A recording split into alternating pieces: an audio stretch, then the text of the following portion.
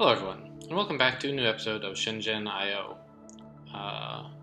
I. So it's been a day or two since my last episode. I left it on hold for a while, because I kept looking at this and, really just thinking about it, imagining in my mind the mess I had left behind. And, I just could not see how I was going to squeeze all the work that needs to be done into each of these, three parts I put together. I think my idea, this one was going to be, the command and control module that was going to, handle 2 of the cases, or maybe 3.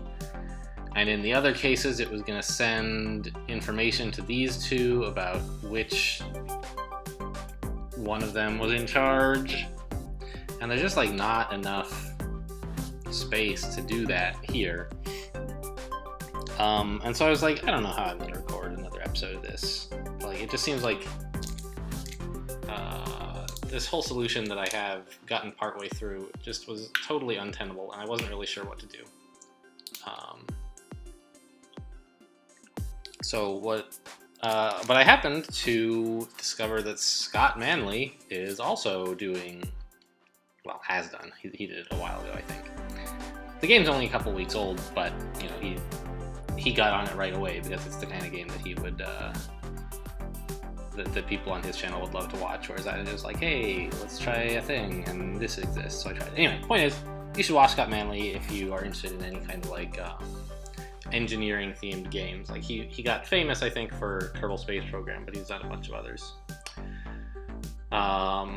Anyway, so I went and I looked at his thing, and he saw something that had not occurred to me at all in the data sheets that makes this whole problem much simpler here. Which is basically that you can sort of look at the numbers here. So I got part way to the realization myself, which was that, oh, interesting. If this y is active, we're either 50 more than 30, or we're 50 more than 0. Okay, so we can maybe add in the y component independent of the x component. But there are still a whole bunch of states x can be in, and I couldn't really figure out what to do about that. And the thing that I guess was, that Scott took advantage of is that, x is either 0 or 30. The x portion of the value can only have 2 possible states. 2 possible values, I should say. It's either 0 or 30. So the idea is to sort of break this apart into 2 smallish components. First, we compute an x value that is either 0 or 30, and then we compute a y value that is either 0 or 50, and then we decide whether x is in the range where you need to add the y value or not. And that's a pretty simple process. Much simpler than this, who even knows what this is supposed to do? Oh my goodness. I was having nightmares about these wires all tangled up with each other. So, what we're going to do... Actually, go back. Hello? Go back? There we go. Let's just have a new design. First of all, can I, name this or something? What does this do? Copy? Name? Aha, yes. Rat's Nest. And we'll call this one Stolen from Scott Manley. Now, I'm not planning to copy his program exactly or anything. All I've stolen is the algorithm, and I should be able to at least implement it by myself, even if I don't do it as well as he does. He's a real smart guy, and if you're interested in stuff like this, I suggest you go watch anything by him. So, let's take one of these guys and hook it up to x and y, I suppose.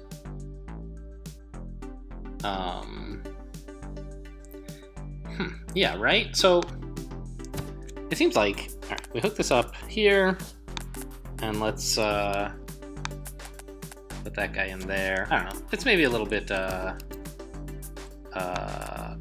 aesthetically unappealing. Let's have it go like that, I suppose. Actually, it's even better if I don't know why I'm even worried about how the wires look, but you know that's how it is. Let's have X be the one over here, and Y is the one over here, so it doesn't have that as much of a weird wraparound. So the thing that I was just thinking about that surprised me about Scott's version is that he wrote he had two X bus lines from this chip to his second chip. One representing like the X state and one representing the Y state. But there's no reason to do that. You can just send two different data bits over the same wire as long as you read them in the right way. And you have to read them in the same way as you would if they were on different wires anyway, so it doesn't really save you anything to do one way or the other. And it certainly simplifies the wiring diagram if we just go like that. And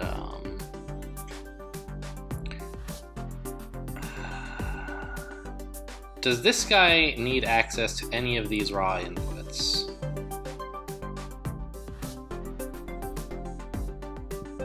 He might want access to X? Yeah, so that he can test whether X is in the range where Y should count. Right, so we'll just slap a bridge in here.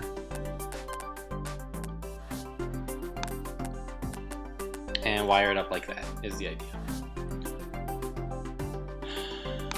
Okay, so first, the thing that we're gonna need to take advantage of is let's go look at the data sheets again.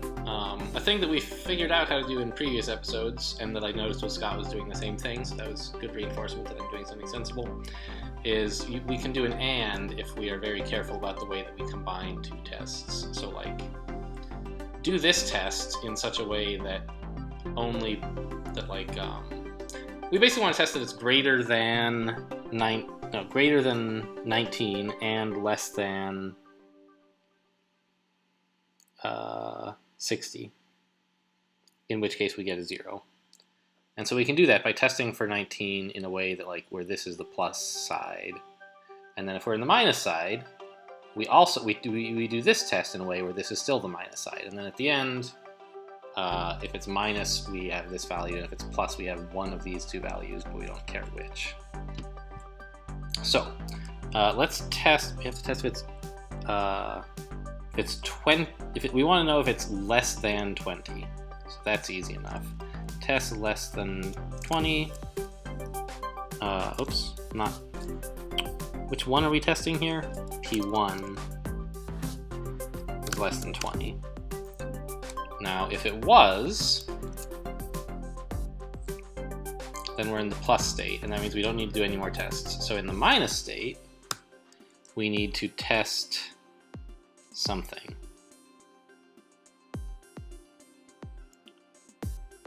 We want to test in a way that 60 or greater is the minus state. So that means we want to test less than 60? Yes.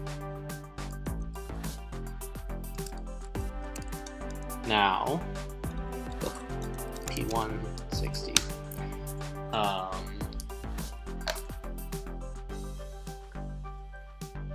So now, if that tested as a plus,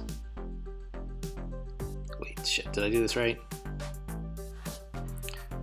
We're in the minus state, and we want the minus state to be here, 60 or greater. Yeah, that's right. So now in the minus state, we move a 30 into our x output, which is x1. Otherwise, we move a 0 to x1. And now we're going to do the same steps, basically, for y, and then sleep for 1, which we can just barely squeeze onto this chip, it looks like. So what are we going to do? We're testing whether y is less than 40. So that puts us in the minus state down here. Shoot, am I getting this backwards? There are two correct ways to do it, and I can't keep straight in my head which way I'm doing it. Wait a minute, are you guys getting sound out of this? Yes, good. Sorry about the inception there, but I forgot to check the sound levels before I started recording, and it's working. So good news, you can hear me. Okay. So we want to check, well, okay. A test that we want to do regardless is whether y is less than 40, because that puts us down here, and then we can work out what to do after that. Test less than p0 40. Now, if that was not true, then we might be in the interesting area, so we need to do another test. Test less than 80, yeah. P0 80, so, and if that turned out to be minus, we were not less than 80, we should move a 0 to x1, otherwise move a 50 to x1,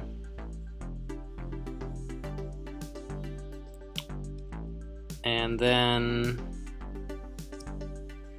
sleep 1.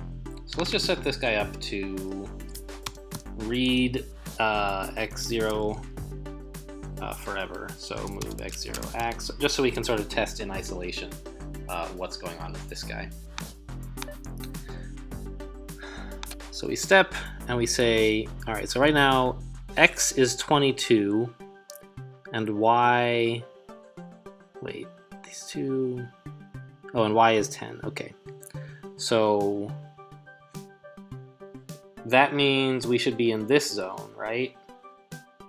So we should output a 0 and a 0.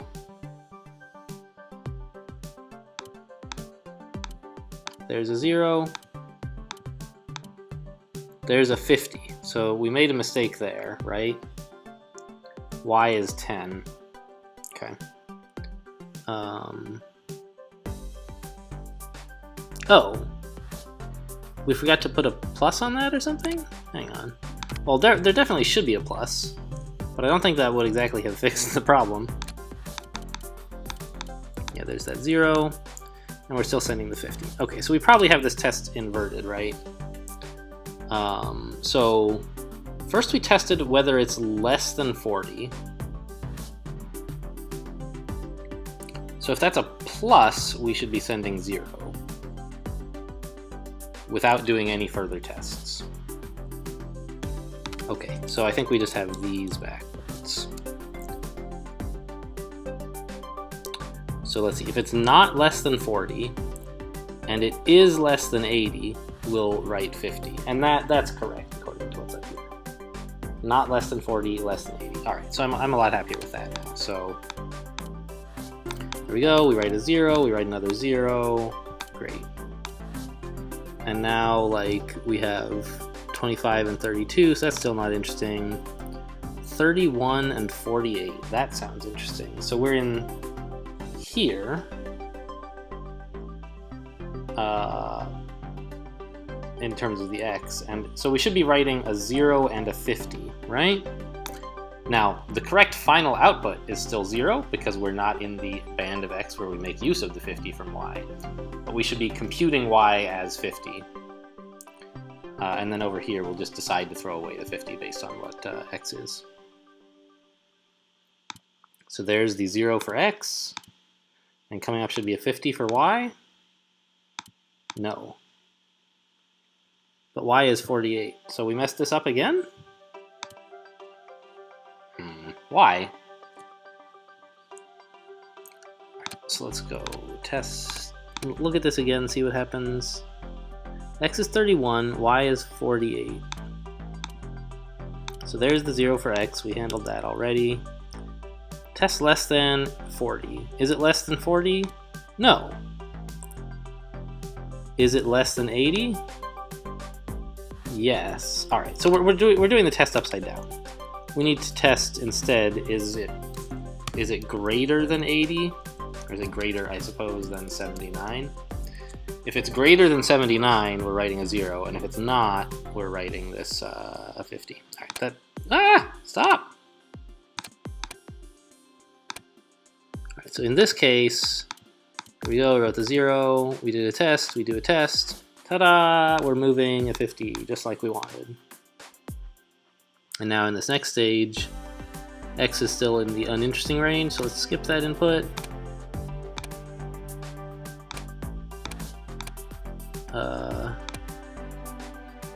Okay, so x is now in the interesting range, and y is in the interesting range. So we should be sending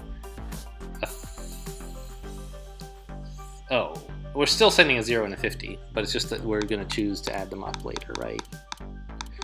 Okay, so I'm reasonably happy with how this chip is behaving now. So we just have to implement this guy.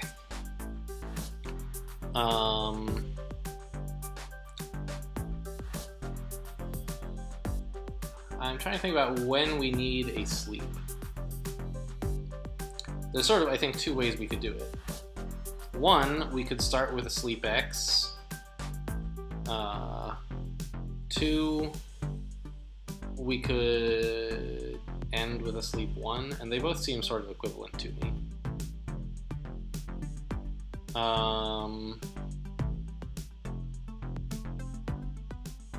I don't see how that makes any difference, so let's just sleep x on x0.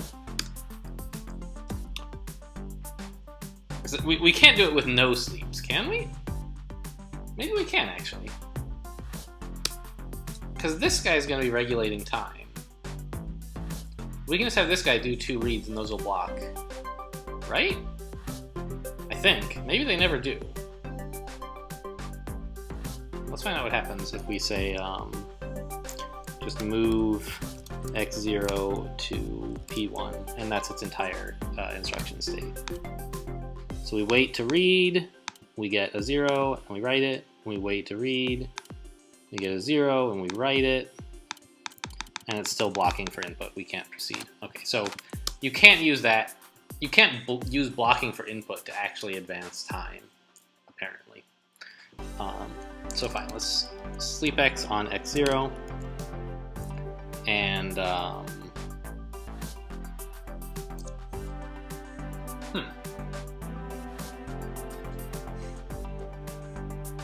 I think that I have written these in the wrong order. Sort of, right? It would be kind of more convenient if I could work with y first, maybe.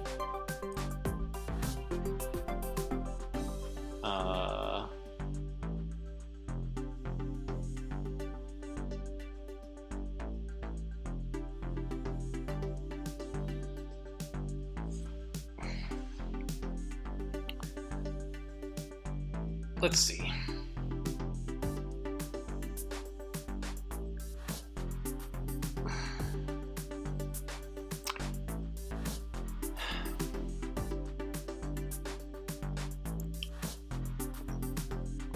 So I'm trying to figure out exactly, trying to map out in my head where we're going to actually have the data live, for long enough that we can work with it. And it seems like an easy final step is to have some value in the accumulator, either 0 or 50, and then just say add x0 and have that be the result of reading x from this guy, x's value. And that only works if the x comes in last. Otherwise, we have to figure out how to somehow save the value from x into a register somewhere. I guess Scott was doing that by sort of letting it save itself on the x bus, the other x bus, or something like that, maybe. I'm not sure. But so I think it's going to be easier if we take these 4 lines for communicating the value for y and put them first, so that at the end we can just read x and unconditionally add it to whatever we decided to put into the y register. into the accumulator register because of what y was. All right, so what we're gonna do is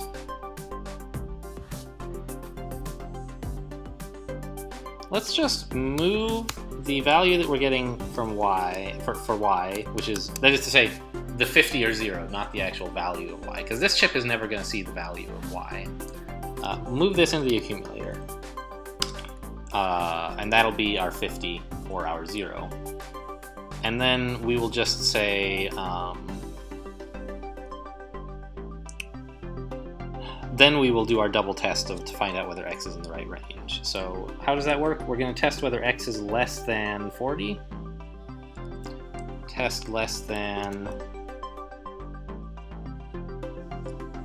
x is this guy, and it's coming in on p0.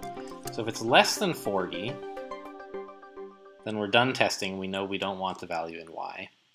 So if it's not less than 40, we need to know, is it greater than 79?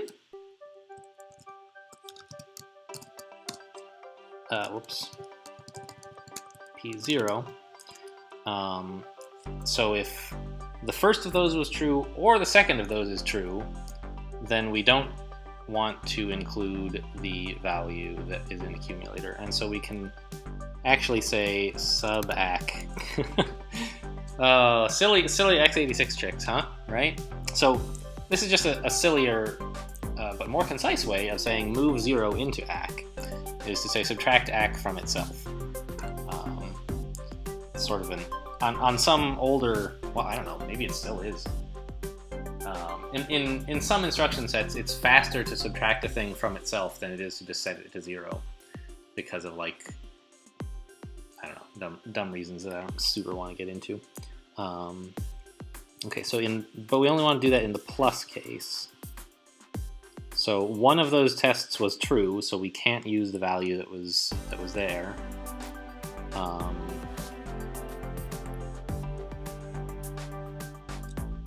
And now we will just add the value from x0, which is our x component, move ac to p1, and that's it, right? We don't even need to sleep because the sleep up here is taking care of it. So how does this look to everybody? Does it look all right? We decided we like how this part is going. How about this? First we sleep for x0, we move x0, which is the y component, into ac. We test whether p0, which is the actual value for x, is less than 40. If it is, we'll skip right here and subtract ac. So throw the y part away. If it's not, we'll test whether it's greater than 79, i.e. it's 80 or more. And then if it is, we'll also throw away the ac part. Then we'll just add whatever was left over in ac to, oh, not x0. Oh yeah, that is x0. I thought it said x1 there. Then we'll add x1, which is the x part, and we'll move that whole accumulator to the output. Okay, this seems all right. Let's see how it goes. Nice. Speed up, faster, faster. What? Okay, I seem to have an edge condition somewhere wrong, I guess. There's something funny going on here, huh?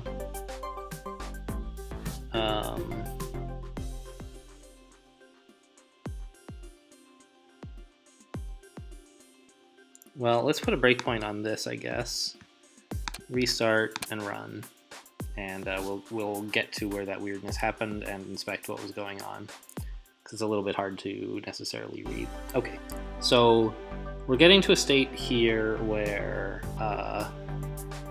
x is 17 and y is 36. So in that case it should be 30, right?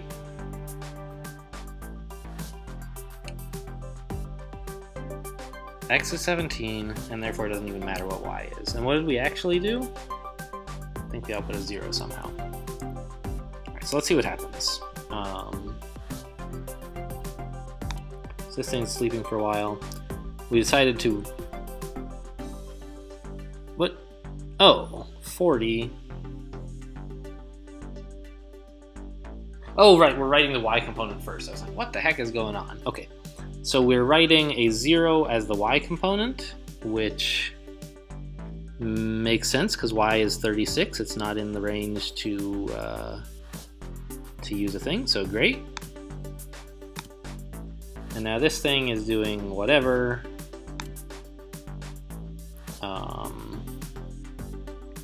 It's testing whether P0... I actually don't know which one of these is going to be wrong, but I'm guessing it's this one. So let's step again. We test whether it's less than 20. It is. Oh. Why are we writing a 0 if it's less than 20?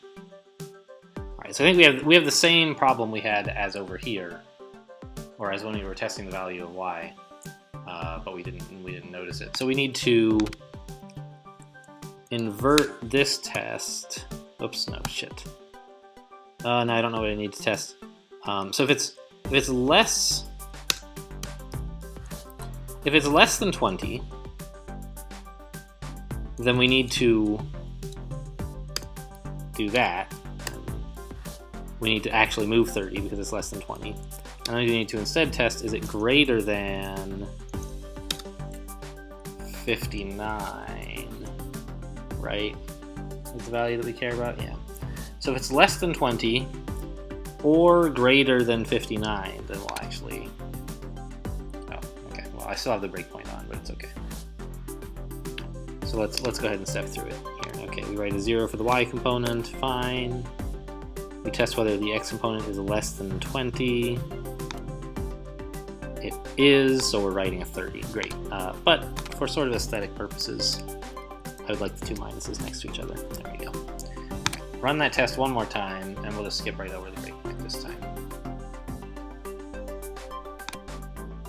I'm actually curious how what this profiler does. Let's test that on continue editing. Oh, pretty good on production costs. Good. I mean, as good as you could possibly do, I guess. Since you need at least 2 of these chips. And power usage is fine. All right, but continue editing. I want to see what this is all about. So it's basically showing me which instructions are responsible for using up the most power, I guess? Okay. I'm not sure exactly what I could do with that. Skip over that extra breakpoint there. It looks like cool like music. They call those equalizers. Those sorts of things where you can see like the waveforms of sound or whatever. I don't know. All right, we did it. That's so much simpler than what I was trying to do before. All right, we got a bunch of stuff. Task verified complete. They're sending us money. What a future we live in, huh? That was cool. What did we write? An optimization device. Optimizing something for mining, that's right. Not yet available. I just noticed that. There's another thing we can like score well or poorly on, and we don't even understand yet what it is. That's interesting. So, okay, how are we? New parts. Oh, we got those already. Right?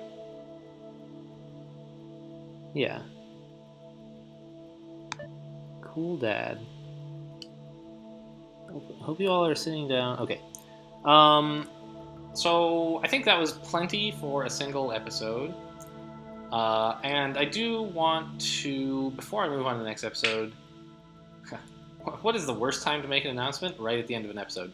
But I just wanted to like make sure it's clear to you guys who are watching like all this stuff that I don't expect to finish the whole game. Like this stuff gets frustrating to me after a while, and I'll get tired of it fairly soon. I thought like before I figured out the right way to do that last episode, I thought maybe I was just never going to finish even that single puzzle. it turned out that it was reasonably fun and not awful.